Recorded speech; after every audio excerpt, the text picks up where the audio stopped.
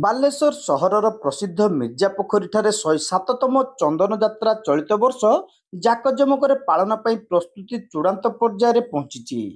ଆସନ୍ତା 6 ତାରିଖରୁ 12 ତାରିଖ ପର୍ଯ୍ୟନ୍ତ ବିଭିନ୍ନ ମନୋରଞ୍ଜନ ଭିତ୍ତିକ କାର୍ଯ୍ୟକ୍ରମକୁ ନେଇ ଏହି ଚନ୍ଦନ ଯାତ୍ରା ଅନୁଷ୍ଠିତ ହେବ ବୋଲି ଉତ୍ସବ କମିଟିର ସଭାପତି ପଦ୍ମଲୋଚନ ଲେଙ୍କା ଆୟୋଜିତ ଏକ ସାମ୍ବାଦିକ ସମ୍ମିଳନୀରେ ସୂଚନା ଦେଇଛନ୍ତି। ପ୍ରତ୍ୟେକ ବର୍ଷ ଭଳି ଚଳିତ ବର୍ଷ ମଧ୍ୟ ମାଣିଖମ୍, ଗୋପାଳଗାଁ, ସୁଏଲପୁର ସମେତ ଆଖପାଖ ଅଞ୍ଚଳବାସୀଙ୍କର ମିଳିତ ଉଦ୍ୟମରେ ଚନ୍ଦନ ଯାତ୍ରା ଆୟୋଜନ ହେବାକୁ ଯାଉଥିବା ସେ କହିଛନ୍ତି। ପ୍ରତି ସନ୍ଧ୍ୟାରେ ଶୋଭାଯାତ୍ରା ମଧ୍ୟରେ ଶ୍ରୀ ରାଧାକୃଷ୍ଣ ବିଗ୍ରହଙ୍କ ନାବକୁ ଆଗମନ ଓ ନାବକେଳି ଅନୁଷ୍ଠିତ ହେବ। ସେହିପରି ପ୍ରଥମ ସନ୍ଧ୍ୟାରେ ଭଜନ ଓ ପାଲା କାର୍ଯ୍ୟକ୍ରମ, ଦ୍ୱିତୀୟ ସନ୍ଧ୍ୟାରେ ଡ୍ୟାନ୍ସ ପ୍ରତିଯୋଗିତା ତଥା ଅନ୍ୟ ସନ୍ଧ୍ୟାରେ ସଙ୍ଗୀତ ବିଚିତ୍ରା ମେଲୋଡି କାର୍ଯ୍ୟକ୍ରମ ଅନୁଷ୍ଠିତ ହେବ। ସେହିପରି 9 ତାରିଖରୁ 12 ତାରିଖ ପର୍ଯ୍ୟନ୍ତ 4 ଦିନ ଧରି ମଞ୍ଚ ଯାତ୍ରା ଅନୁଷ୍ଠିତ ହେବ।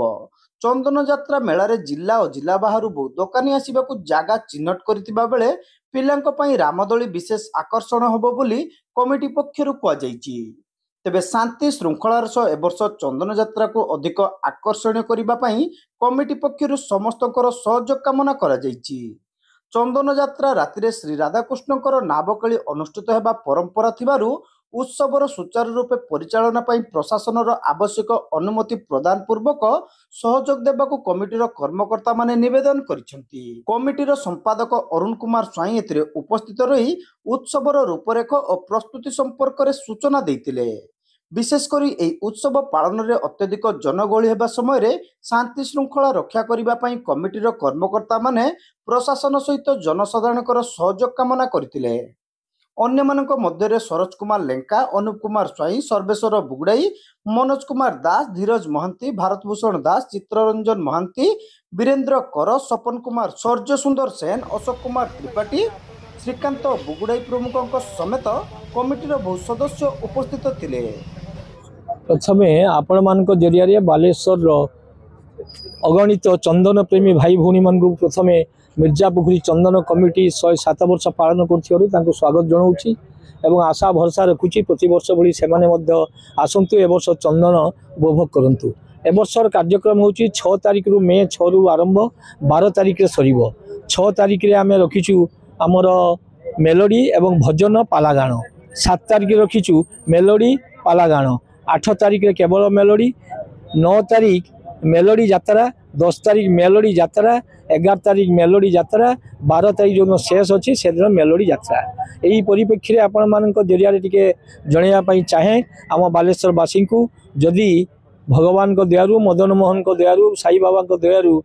पागटी भल दिए तेरे आमर जो 9, 10, 11, 12 4 दिन यात्रा हम ये यात्रा उपभोग करने बालेश्वर बहु जनसाधारण आमको अनुरोध करते 4 दिन यात्रा रखा जाइए। प्रशासन ठारे आमर गुहारी रहिबो दाबी नुहे आमर गुहारी रहिबो अनुरोध रहिबो से माने दया करिक जिलापाल महोदय एसपी महोदय 2 जन मिसिकी आमको टिके समय देवे यात्रा परिवेषण करिया पई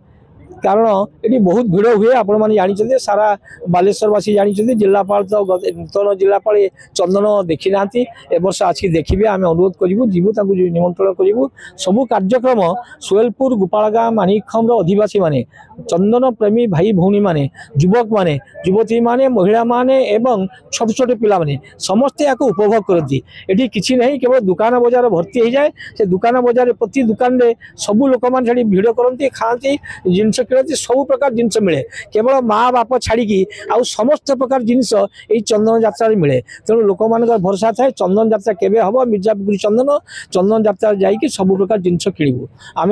पूरा भरोसा रखीचु प्रभु ठारे दुख जनईचु जे ए वर्ष गत वर्ष भली ए वर्ष मोर शांति श्रृंखलार सहित ये चंदन यात्रा पालन हेबो आपण मानक आमर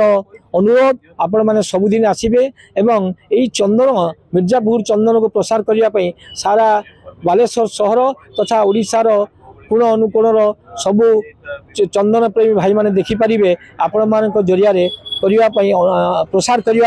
आपण मान अनुरोध जनाऊँगी। 107 वर्षर मिर्जापोखरी चंदन एक ऐतिहासिक बालेश्वर जिला आम समस्ते चेष्टा करुचु जे ए वर्ष चंदन को आहुरी केमती भल भाव करहब समस्त सहयोग आम लड़ुचु जिला प्रशासन को अनुरोध करुचु जेहेतु यात्रा समस्ते सभापति कहीगले मुझे से चाहूँगी लोकंर जो जिनस एक्सट्राक्शन अच्छी से जिनस को जिला प्रशासन समय दिंतु आम निश्चित भाव आज पर्यंत ये कौन असुविधा हुए हजार हजार लक्ष लक्ष लोक एटार भी कौन असुविधा हुए शांति श्रृंखला सहित हुए एथर मुझे आशा करुचु जिला प्रशासन और बालेश्वरवासी सहयोग 107 वर्ष चंदन खूब सुरखुरी हम बोली मोर आशा।